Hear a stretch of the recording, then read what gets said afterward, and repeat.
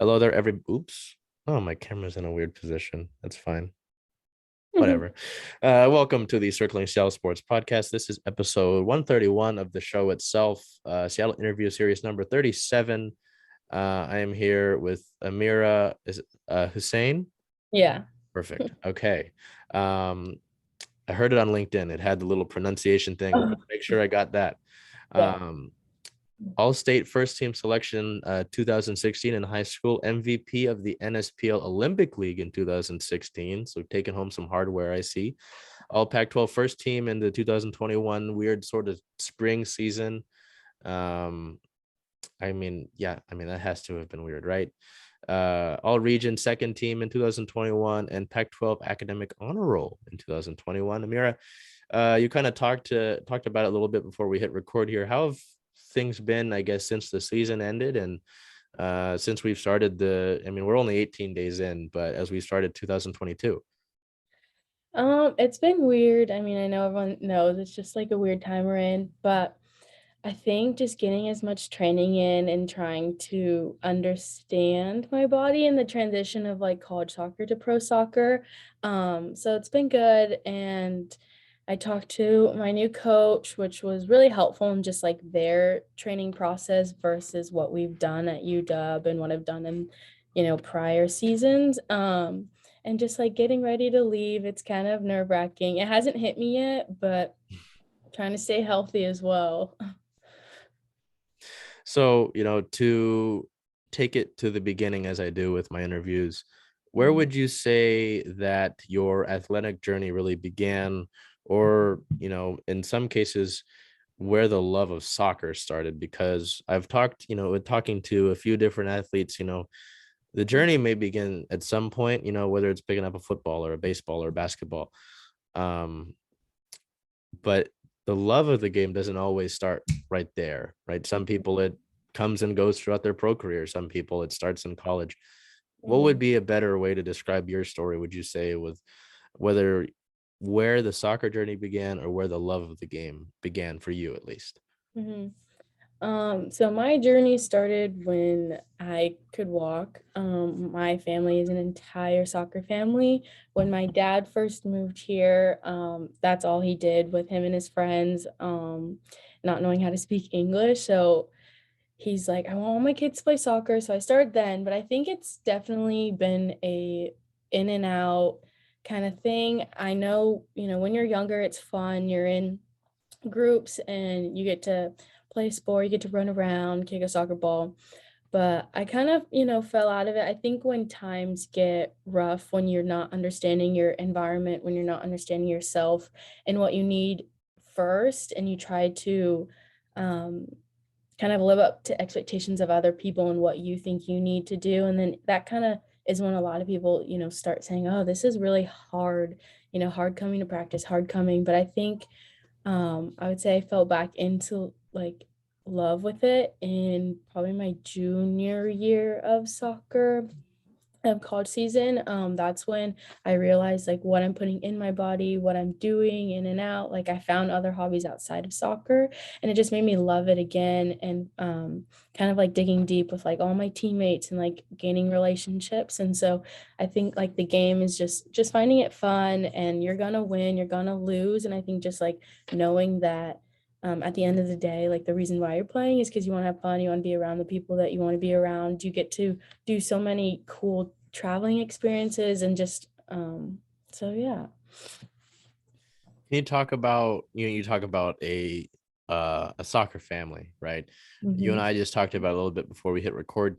You talk about having two brothers that play this game as well to continue, not only playing at the college level, but for one of your brothers to continue playing pro. Can you just talk about whether it's keeping in contact with them or perhaps younger memories of playing, or maybe it was the competitive side and that being a motivation for you to get better? Can you just talk about having siblings that play the game as well?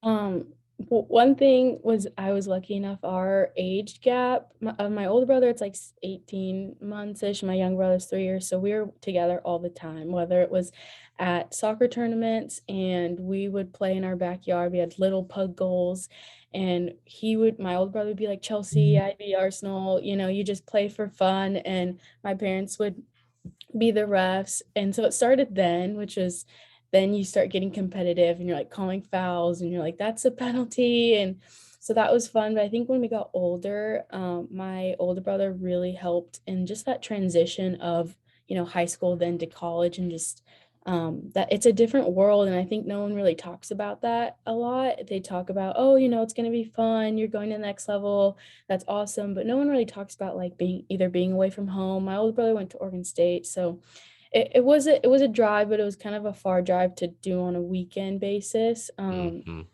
And knowing just like now you're kind of an adult and you got to figure out like what it is that you need personally.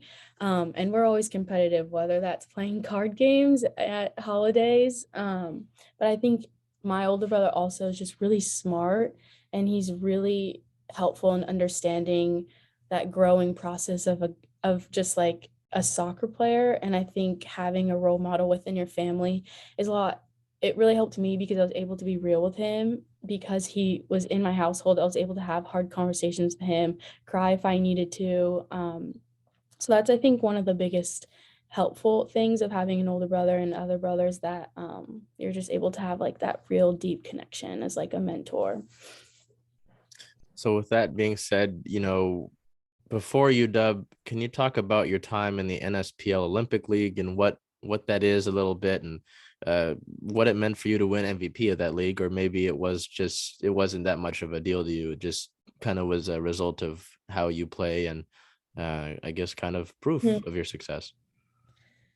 Oh gosh, that's so long ago. Now that I think about it, it's so crazy because I play with some friends from before college, and we're like, gosh, that was like 6 years ago, and like not remembering what happened. But um, I think there was no pressure.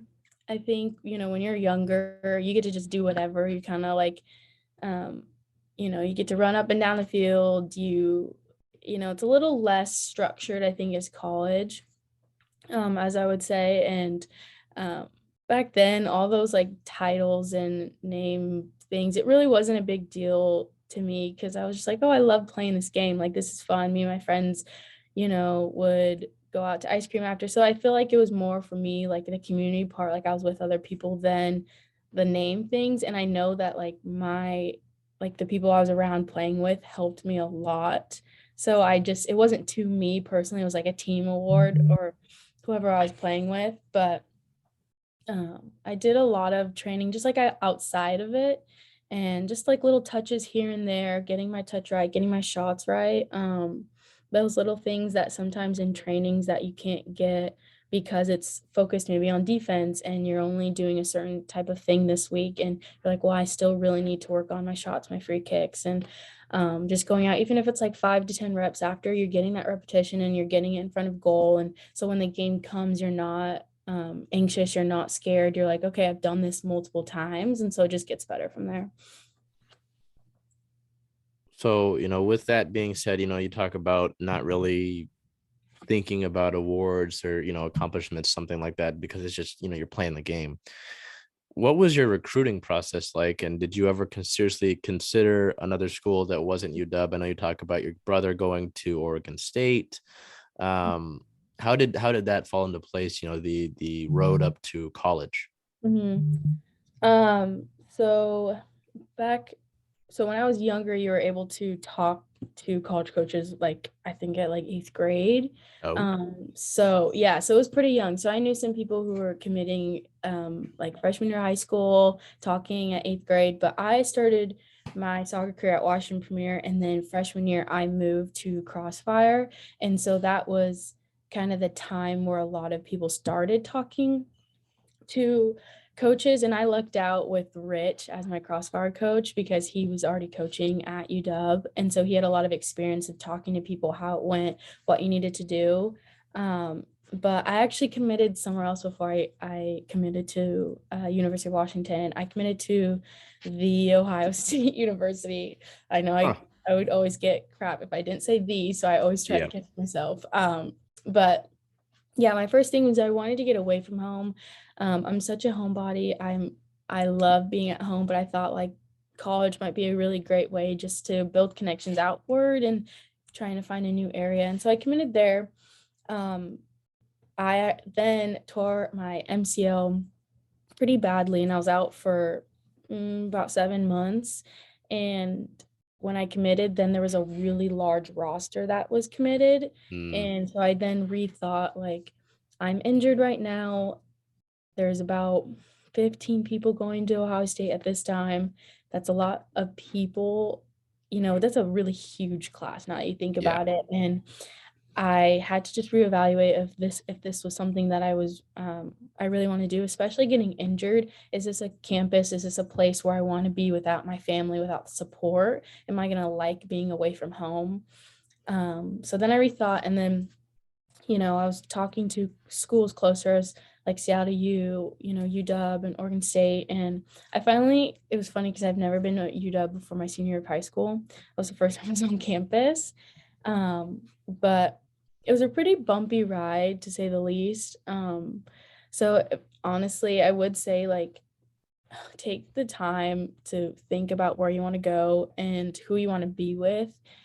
um, it's a really scary ride, I think, to think about your future and think about like 4 to 5 years, maybe even 6, if depending on the timeline. And a lot of people are like, oh, I want to just, I want to go to college, I want to just play. And I think about so many things of like, if you took soccer out of the equation, do you like the campus?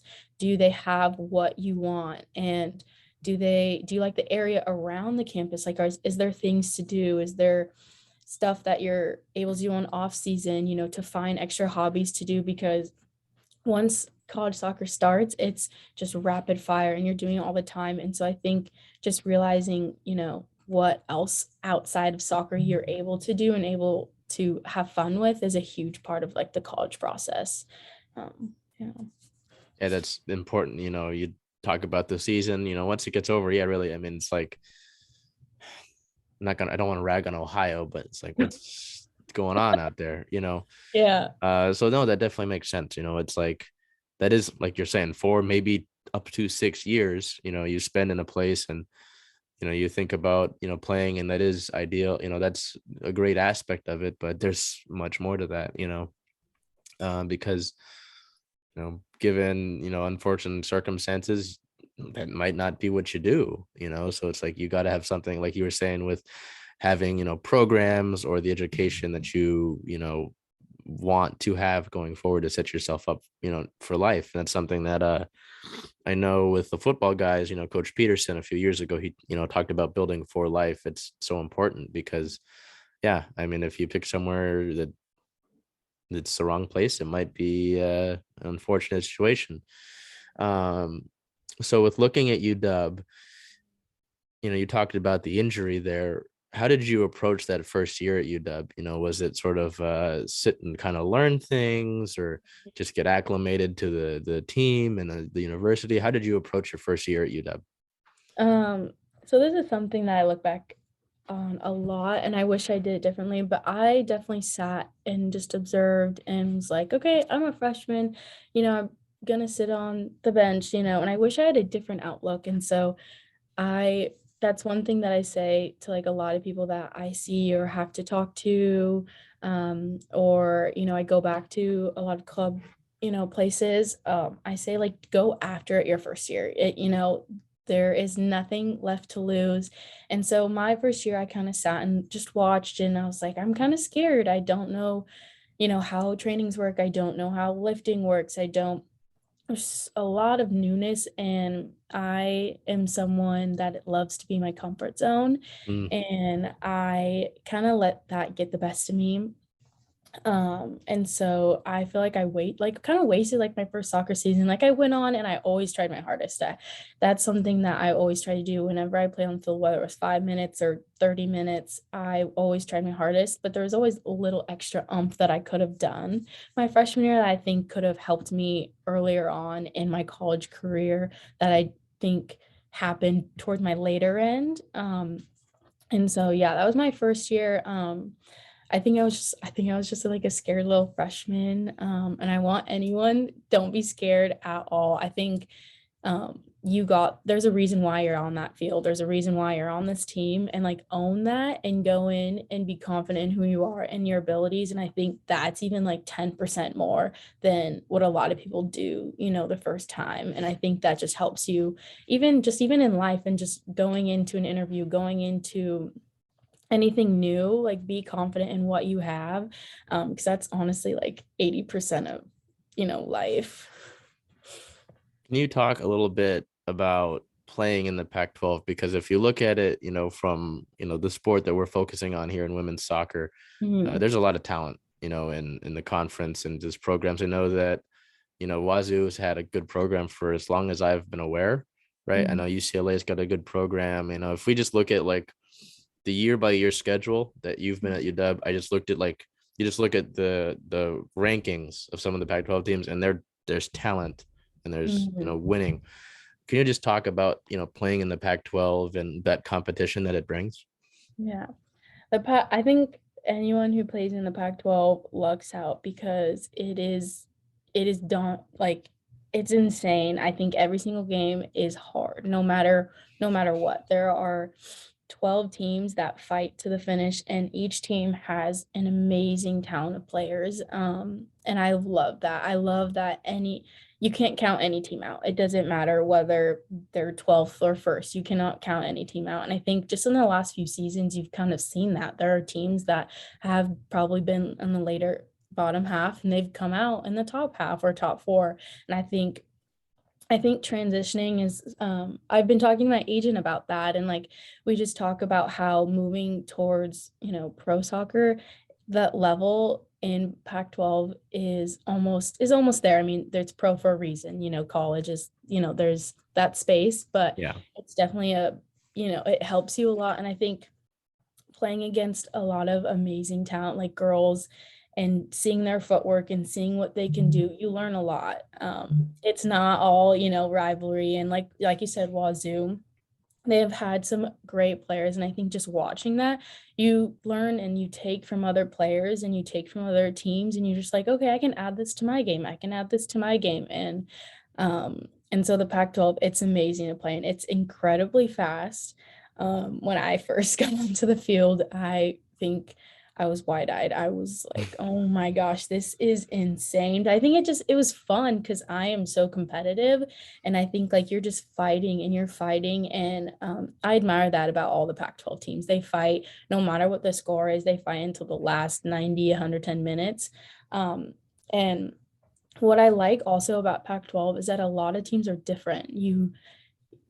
Each team has their own style of play, and you're seeing like different ways that you can exploit, teams, or in your own game. And I think it's very, I don't know, how do you say this? Kind of just like learning. I think it makes you see the game in a different way. And I think it raises your soccer IQ, because sometimes people play in like a 4-3-3 their whole life, or they play in one position their whole life. And in the Pac-12, you see so many different systems, you see so many different ways to attack, and you're just like, wow, that's something that I've never thought you could have done, and it works. And so, yeah, I love the Pac-12. I'm so grateful to be able to play in it. So, kind of related, can you talk about the decision to play in your fifth year of eligibility? Was that something that you had to think about, or was it kind of just something that you knew, hey, I'm gonna play? Mhm. Is that something that had to be had thought put into it, or was it just a foregone conclusion that you were gonna return for that fifth year? Mhm. I think in the back of my head, I knew I was always gonna come back for my 5th year. I love just being at UW. I think it's so hard to leave now that, like, I'm, gone. Like, I'm so happy that I did play my 5th year. But I think a big thing was having a 5th year because of this COVID year, and I didn't get to miss any. That was such a rare opportunity to have, and to be able to play 5 seasons. And I think, with my freshman and sophomore year, kind of in and out of the lineup, kind of playing, kind of didn't. It just gave me another season under my belt of like playing and being confident in myself, and playing under Nicole and playing under a new team. And It was a really hard decision, I think, because I wanted to, I wanted to play pro soccer. I wanted to like go. I wanted to kind of spread my wings. I already had been here for 4 years. I played 4 seasons.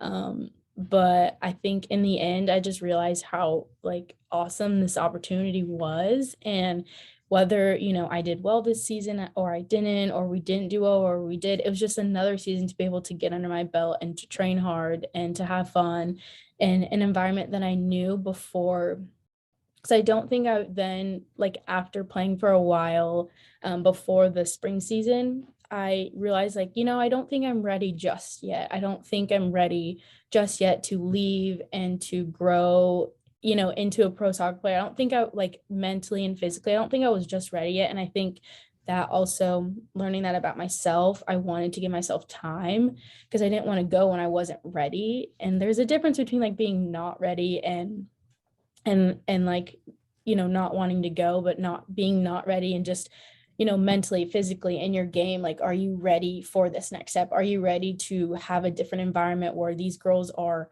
on national teams playing in the Olympics and having this, style? And I think Nicole and Tina and Ed are great coaching staff, and that I could learn a lot more from them also. And just like, it wasn't just like playing another season, but like learning from them and learning how I can grow and be ready for the next step. I think that was like what changed my mind. So, we look at the 2021 season. Um, there's it's like kind of a two sides of the coin kind of thing, right? Yeah. You look at spring, and that season and the tournament run, Mhm. and then you look at this past season where not exactly how things wanted to go, Yeah. but the team still kind of hung in there for some games. I knew they'd drawing ASU, and there's another team. I think I should look it up, but I think it was Stanford.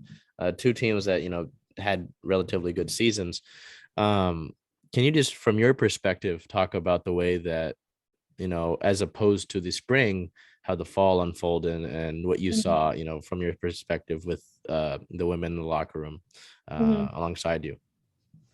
Um, The one thing I think that I'll always speak about this team and that I love is that we focus on our culture before we focus on the field, and we focus on inward, and we take, whatever practice that was, we take whatever game that was, and we look inside ourselves and we say, okay, what did we do today? Did we give our 110? Did we do what we need to do? Did we execute our role? And like knowing our role on the team, whether that's you're a starter, whether that's you come in, late and you finish out a game, whether that's you're standing on the sideline and learning and waiting for your turn to get in. We all just knew our role, and we knew, how best can we benefit everyone else on the team. And I think this team is so selfless in that aspect. And I know like even we had, our captains would come together and they would speak and they would get feedback from people, who weren't captains or underclassmen. And I think they were getting, ideas to how best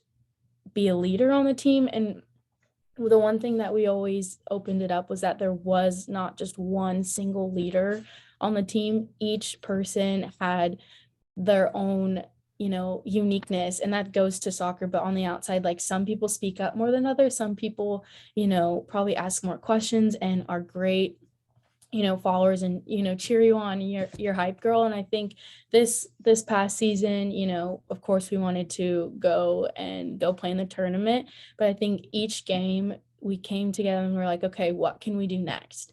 What can we do next? We don't, that game's already done. Now let's focus on the other game. And we don't focus on 4 games from now. We focus on the next game, and then we take it from there. And I think that's a really good mindset to have, especially in the Pac-12 with the teams being so great. But you look at the next game and you're like, okay, what can we do? What can we learn about from the last few games? How can we put that in? How can we translate that into training, and then translate the training into games? And I think the one thing about this team, is that we never back down. We never stop fighting. We never stop fighting. And I love that because it doesn't matter what the score is. You're going to keep going. You're going to keep at it, and you're going to try to score. And I think just playing with some amazing women and the coaching staff, I think is a huge part of that because they establish that relationship with us, that they are able to be in the locker room with us when we're having these conversations. And they're like, okay, this is what we need to do as coaches, and we're going to give that to you. And I think it's really nice to have coaches who are understanding, who are like, okay, I get it. We're not giving you maybe what you need. Here, let's give this to you. And then they can give us feedback. And I think that's just how I feel like relationships and teams should be. You're just bouncing off each other. You're learning, you're figuring out, like, maybe me and I don't know, another midfielder aren't communicating that well. Okay, we're going to talk about it and we're going to figure it out. And we're going to figure it out because we want what's best for one another. And I think that's just why I love you, Dub. Yeah. My apologies. It was USC who was the other tie. I mean, Arizona State, USC, two team. I mean, USC was what, ranked number 5. So I mean, that's, to, like you were saying, to take things a game at a time and Mhm. not to, keep eyes down the road is, you know, something that obviously a difficult season, but learn more about yourselves as not only players as an individual, but how you work as a team. I think for this group next season, Mhm. well, I think that'll be important. Yeah. You talked about the coaching staff. Mhm. What were your sort of initial thoughts on Coach Van Dyke, and what she was able to do for you as coach for a little bit there?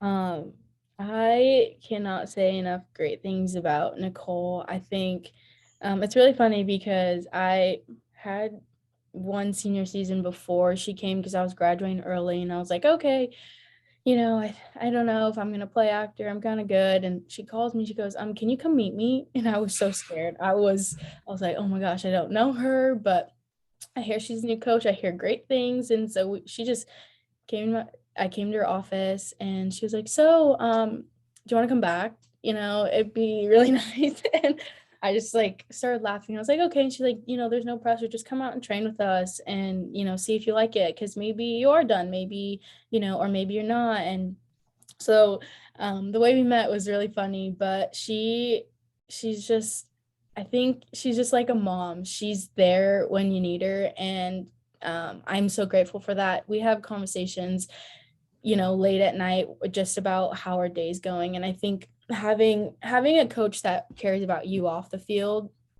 really translate to how they are coaching you on the field. And then in turn, you're being coachable. You have that relationship.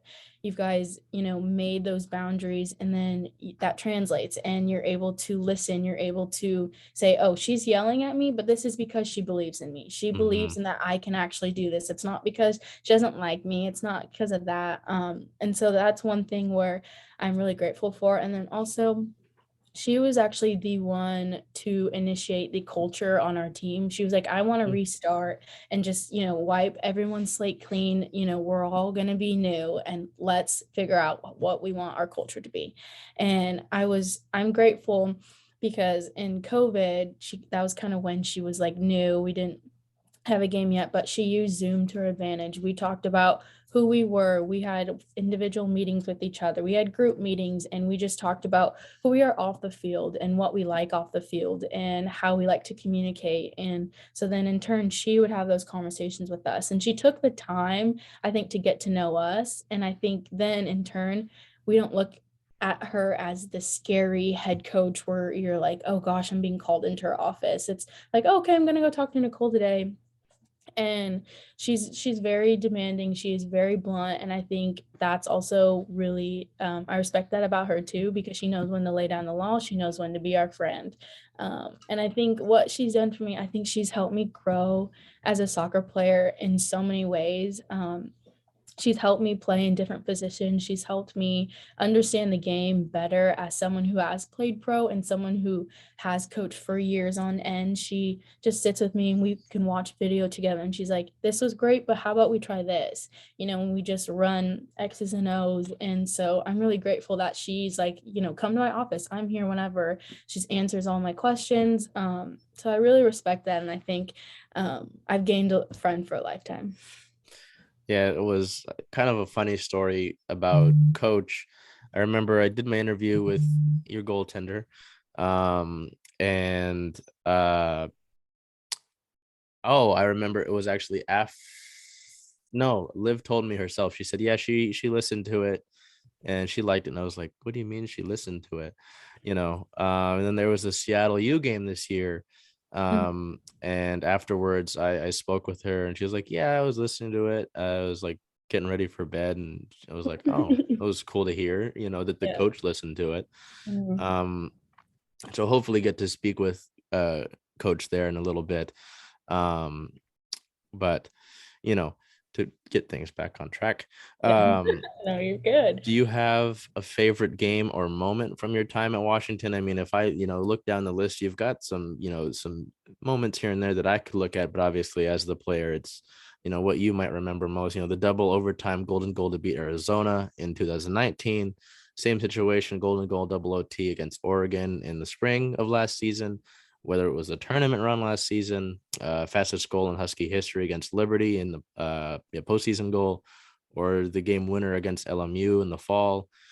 Is there anything that you can sort of look at and maybe point to, or is that kind of a tough situation to put you in there? It's it's tough. I think um I don't know. I think probably, if for me, like if I were to say one of my favorite was probably the double OT against Arizona. I actually that game I was struggling that game just on the field. It just wasn't the game for me. I wasn't. I don't know. I think there was just something off about my passes, about me connecting, and my parents and my family were actually right behind me right before I had the free kick. And I remember because Summer and I always bounce off of like, oh, do you want this one? Do you want this one? And I don't know. I was like, okay, I got this one. She's like, okay, cool. I agree, and you know, and I took it, and I was like, one, I didn't know I was going near post, but all right, it worked. But I saw the keeper cheating to the far post. I think she thought I was gonna serve it. I think, it's double OT. You're like, I just want this out of my box. And it was a weird angle now when like being behind the ball, it was a weird angle to go near post because it was either, you were hitting like on the side net or you were hitting right to her. But I saw the opening and I was like, all right, I'm gonna hit it. And it was the weirdest thing that I was because it hit her hand. I was like, "Oh, it's going out." I was like, "Oh no, it's in." It was the whole thing was weird, but it was so fun. But I think my favorite just husky like my favorite of all time is just Liv scoring a PK. That's probably my favorite memory I have at UW. Um, I PKs terrify me. That's one thing that I've been working on is just my PKs and just standing in front of the goal and kind of having, your breath. But I admire Liv. She's like, I want to take one. And I was like, you go, girl, and being a keeper and taking one that was a great PK. And then it's like saving one right before. I no words for that. But yeah, that would probably be my entire like UW thing. That would probably be my favorite memory. So here's something that's a little bit deflecting away from sports. What Yeah. inspired you to pursue a degree in political science? What was Mhm. the motivating Mhm. force behind that?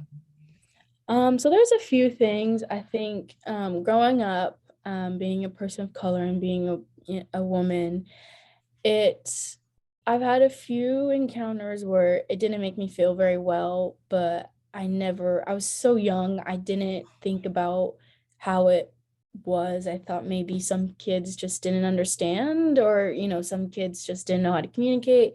But it really started when I had met my fiance and um his his family and are great people, but they're just like the people that he was around in his community um really opened my eyes to I think another dynamic of people, Mm. and I hadn't seen that before. I didn't know how to deal with it. I didn't know that people could have been so I don't know. It's just a different way of things, and I think the way people grow up, people, in their households, the way people teach, and everyone's different. But I realized then that I wanted to help people who didn't have a voice. And in that time, I was so outnumbered. I mean, being the only person of color in many, many situations, I felt very little. And um, in 2020, that's when I realized, oh, okay, I want to go into a public policy sort of thing. I don't really know if I want to be governor or something like that, but just working, for the city or nonprofit. I think just helping people who don't have a voice is hard. But I want to take on that role, and I want to be able to do that for other people, because I realize that not having a voice is really hard. It's really sad, and you feel powerless and you feel unworthy. And so that kind of inspired like the classes that I started to take. Um, and just being in the political field is insane. I think it's really hard to grasp. I think even both sides, and understanding that either side, you have to just go in depth and learn about both sides before you take on a position. And so that's what I did. I learned about both sides in all these classes. I learned how to argue for one side, and I learned how to argue for another. And so I think that really developed my understanding in what people want. And I think also the one thing I want is I want to find just a middle ground in order to find peace. I know that's just a really vague kind of, you know, avenue, but I think right now just like kind of sticking my feet in and reading different books and learning about it, I think that's just a start. I have a few different options of like what I want to do, but I think I'm still learning. I am rusty in a lot of things that I never knew needed. And there's a lot of things I still don't know. And so I love learning about it. I love, finding different ways to, solve an issue and solve a situation, because I don't think there's one right or wrong answer. I think there's just I think a lot of answers could probably come together. And so that's kind of just what I want to do with my degree. Because obviously with these, the sports are the forefront, but to also know the athlete, more than that, is important. And I think it was important to look at that, and talking to you, and to hear your experience on that. Um Looking at the team as a whole next season, obviously you won't be with them, and I'm sure Yeah. that might be a little bit weird to see. um do you have any expectations for this group? I mean, coming off a disappointing season, but you're getting some freshmen in, some transfers in, and Yeah. knowing that the group that has, been through the past few seasons, I'm sure that there are rights to be wronged there. I'm sure they feel that way, right? Do you have any expectations, or are you just you have trust in that the women in that locker room, and that the ship will be righted in a sense? I believe in each and every one of them in the locker room. I know that we're getting a few people back that we missed in the fall season. And so I know that they're probably so excited to get on the field. And there's some pretty powerful players too. But I think, it's going to be a new team. And I think I think definitely in winter and spring is like the time they get to know each other and the way they play, and moving some pieces if they need to. Yeah, it is gonna be weird watching them, but I'm gonna be there. I'm gonna be watching as much as I can. But I think the biggest thing is that I believe in those girls because they work hard. I think they work hard no matter what. If a forward were to be an outside back, they're like, okay, I'm gonna do that, and I'm gonna execute it as best I can. And the one thing that I love also just like about Nicole is that when she's explaining something new, she works through it until everyone understands, instead of saying, okay, we did it for 30 minutes. All right, we should be able to know how to do that, in the game. And so I think there's so many different coaches, and I think I really value Nicole in translating that and just saying, okay, if everyone does have it, then we can move on. And I think the one thing also about these girls is that they'll be like, no, I don't have it yet. Can we keep working on it? And so I think that's one, it's also for them, but it's also for the other people around them, because each and we're leaning on each other on the game field, and we're like, hey, I need you, to do this, and like, yes, I will. And if they has questions, they're gonna ask questions, and I think that's just how teams grow. And so I'm excited for them. I think it's gonna be a good one. I'm sad I'll be away from that, but I'm gonna be watching on TV. Hopefully, it's not in the middle of the night, but yeah, I'm so excited for them. And I know they're in such great hands with Nicole and Tina and Ed, and I'm just going to do well. So, with that being a good transition point, what happened ultimately behind the scenes in order for you to come to terms with your new club in Iceland? How did that really fall into place? Whether it might have been like a coach reaching out for you, you reaching out yourself, maybe the team reached out to you. How did that fall into place for you to sign? So I lucked out. Some of our alums have the same agent that I do right now. And so I was able to speak with them before I made a decision. And I'm really grateful for WMA management. They've been amazing throughout this process, especially for someone who, I don't really know. It's super different from college. So they just kind of took it in their own hands. They've been really great in speaking with me, but I kind of just said I want to play. I just want to play soccer. I want to be on the field.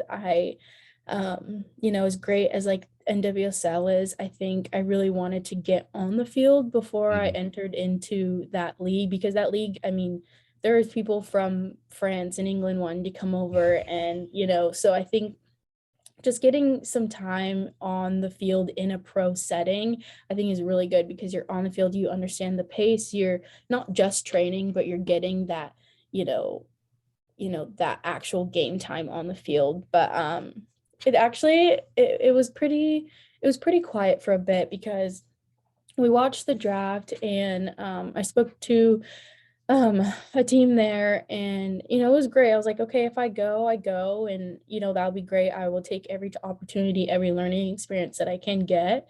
But if I don't, there's so many other teams, there's so many other countries that I can go to and find a place. And so talking to my agent, he's just like, I'm going to get you so you can play. And I really valued that. And so he actually called me the day after Christmas. There was kind of like a few weeks of being silent. He's like, okay, I'm talking to teams, but unless like something comes in, I don't want to like say, hey, I'm talking to this team and nothing come through. Um, Mhm. so that's kind of the thing that I really liked, because if he was like, oh, I'm talking to a team in Spain, but nothing heard back, it's like, oh, okay, well, what do you do with that information? So Yeah. he called me and he was like, so I have this, and they're really excited. And I was like, okay, I'm really excited too. But I got the contract on the 1st or the 2nd. So it's kind of like a New Year's thing, like, oh gosh, this is crazy. I was actually in the car and he's like, hey, can you sign this? And I was like, oh my gosh, okay. Um, because we had talked a few days before, and he's like, I have the contract coming through, here it is, but just read it over and sign it if you like it. And so I did. It was really scary, I think, just reading it, because I was like, gosh, this is so professional. I had to read the fine print. And I was like crying while I was reading it, because I was like, this is so real. This is so different. I'm so excited. My whole family was right there, like staring at me with their cameras. And I was like, oh my gosh, this is so crazy. But yeah, and so I met the coach a few week ago. We had a phone calls, and he was amazing. He was like, we're excited to have you come. And it's so different because they do preseason a little differently, I think, than what I've noticed. I know that ours is just like really hard, really rough, and there's pretty slow, like gradual running, gradual, touching the ball and weightlifting. And so I'm excited for that. I'm excited for something, different. And he's like, oh yeah, we do baseline um tests. This is how we do it. Everything's from we don't want you to peak when you first come in. We Mm. want you peaking in the middle. And so he's like, don't worry about whatever your scores are. And so I really valued that. And I think, that's something that I wish I knew when I was younger, that you don't want to peak when you first come into preseason. You don't want that. You want to peak, in the middle of season where you're having like great fitness, great touches, and that's kind of what you want. And so I learned a lot on his phone call, and he was super nice and speak perfect English, but I know I got to learn some Icelandic. And so I've been trying on YouTube and failing miserably, but we're going to continue. And so, yeah, so I'm excited about that. And I'm excited that it's it's a small kind of area. And so we're going to be exploring a lot, and there's stuff to do. I am in the middle of nowhere, but you know, there I think there is someone else, I think from Seattle that's also going. And so I'll be excited, you know, traveling with someone. I'll have a roommate. But yeah, I feel like it's so I just it hasn't hit me yet, so I don't have like a lot. I think after a few months there, I'll realize, oh, I'm gonna be living here for a good moment. I'll be back November 1st. That's kind of if everything, you know, goes well and we make it. But yeah, it's, you know, I'll be there for 9 months and away from home. So it's just, it hasn't hit me. I feel like I'm going to soccer camp, honestly. That's Heading like, off. yeah. So I leave in 10 days. Yeah. Jeez. That's got to be wild to think about because I know, like you said, with the Ohio State, um, Yeah. it's you talked about kind of being a homebody. Yeah. So, now uh obviously a much different place to go. Yeah. So I'm sure that has to be something that's interesting to look at and something that be big. But like you're saying, different play style, different preseason, just different approach to it should be interesting. And I talked by the time this is yeah, Adrian Jordan spoke with her. She's played in Iceland and the club that you're going to, Sweden, Germany, Spain, so it's a chance to travel the world, Mhm. and be able to see that. You talked on the NWSL. Do you have any thoughts on the league expanding and what it may mean for pro women's soccer in the States here? Because obviously, you look at it, as the league expanded should mean more opportunity, for women here if they want to pursue it in the States. So do you just Mm. have any, general thoughts on the league expanding as well as potentially a special teammate of yours being drafted? I know. I'm so excited for her. Um, I think it's great. I think women's soccer is coming up, and I am so excited for that. I'm so excited that there will be more teams so that people do get the opportunity to be able to be like, I get to play in this league. Because I think even when I was you know, a freshman in college, it kind of was like, oh, okay, that's cool. Like, you know, it's really small. You're still going to MLS games. You know, you don't hear a lot about it, but it has grown so much in just the last few years. And I think just seeing people that I know getting on the field and getting playing time, it means a lot because then it means that, you know, the US is taking time with women's soccer. It means that they care about us. And I think that's great. I do think like it's still great to go and play abroad. I don't think that there's one or the other that's more amazing. I think just being able to play in another country, like you said, travel the world, not, you know, not everyone gets to do that. And then not everyone, you know, gets to play in NWSL. And I think, you know, the journey's different for everyone, but I'm so grateful that the NWSL isn't expanding. I'm grateful that they are looking at, you know, girls from the US and that they're, you know, trying to get more people on teams and just, you know, taking the time to kind of recruit within. And so yeah, and hopefully, you know, I get to play in that league one day. And so it'll be fun. I know I'm really excited for my teammate. We talk all the time and we talk just different, you know, hers is different than mine and we just bounce off each other. And so it's really great. Yeah, obviously, Livia van der Yacht being selected by the Rain here in Seattle, so getting to stay. And Lumen now, as someone who played baseball, nothing against Cheney Stadium itself, it just shouldn't be hosting soccer games. Yeah. Also makes my commute easier down to Yeah. Tacoma, but Yeah. no, I mean, I think, you look at it, I know that the USLW League is, working to launch again, I think, here in the US this season.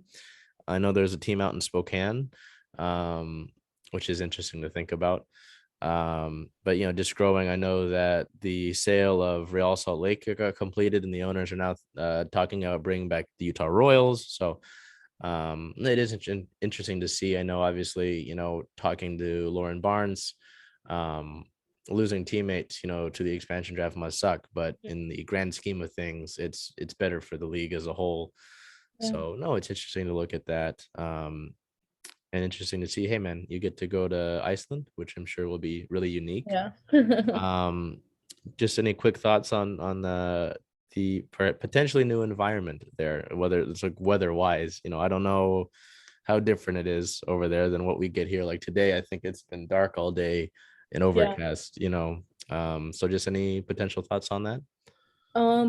So I'm not a big snow person. I think it's a little, I think it's beautiful from the comfort of my own home. Yes. But I know that I think it snows from like October to April. So we'll see that. And the high temperature that it ever gets is 55. Okay. Hmm. Yeah. So I think, winter wise, it's kind of the same as Seattle, maybe a little bit more snow. But I'm glad that I don't have to buy a lot of new gear because all my gear is kind of cold. For soccer though, I love cold weather, so I think I'm really happy about that. But I think the food might be something that I will get used to. I know they eat a lot of sheep, so I've never had that before, but one of their main dishes is like an actual sheep head, like with the eyes and the mouth and the nose, and it's just like on your plate. So that will be interesting to kind of see. I don't know how I'll feel with like eyes staring back at me, but I'll always try it. I always want to try new things, but um IBV is actually on a small island like off of um Iceland, so it's kind of like a Bainbridge or like Woodby Island. So I'll have to take a ferry if I ever want to go to like the main city. But I think there's like 2, 3 grocery stores and like 5 restaurants, like very different from Seattle. But I'm excited, they from what I hear, like they go on a lot of like trips together, just like doing things like kayaking. And so I think I'll be in really good hands to kind of just see Iceland, and I'm really excited about it. I think if someone, the one thing I will say is like this is kind of going a little off topic, but I have a lot of friends who like didn't end up playing after, and I think I'll always say just do one season. You never know if you'll like it. You may get to go to a beautiful new country, learn a culture, and then come back. And I think or just even a new state if you want to be in the NWSL, but just like taking the time when you're young. So yeah, I'll be planning a wedding while I'm over there, so that'll be really interesting to get all that down. But I'm excited for this new journey and just kind of, you know, growing up. Yes, and that's something that I should say is congratulations on your engagement. Thank you. That Yeah, that might be interesting. Wedding planning in Iceland, a little Yeah. little bit away from the proverbial home. So Yeah. I always put socials in the bio, the description of the videos and the show. Do you have anything else you want to have there, or do you want to put out into the world before we wrap up here? Um, oh, I don't know, but um no, but I just wanted to say thank you for having me today. Thank you. I feel like this is like the longest conversation I've had with somebody lately, so it's like nice to talk. But yeah, no, I appreciate it. I think, maybe I'll just say, just keep chasing like your dreams, and no dream is too far to go, and just keep doing, just focus on you and your growth and your mental health and putting you first. I think some people kind of, may forget that, and you're most important. Keeping the brain healthy, keeping you healthy, and going on walks, clearing your head, watching favorite TV show. I don't know, but yeah. So with that taken into account, I want to wish you the best of luck in this upcoming season. And I guess we will see you around November then. Yeah. Yeah, you guys. Thank you. Take care.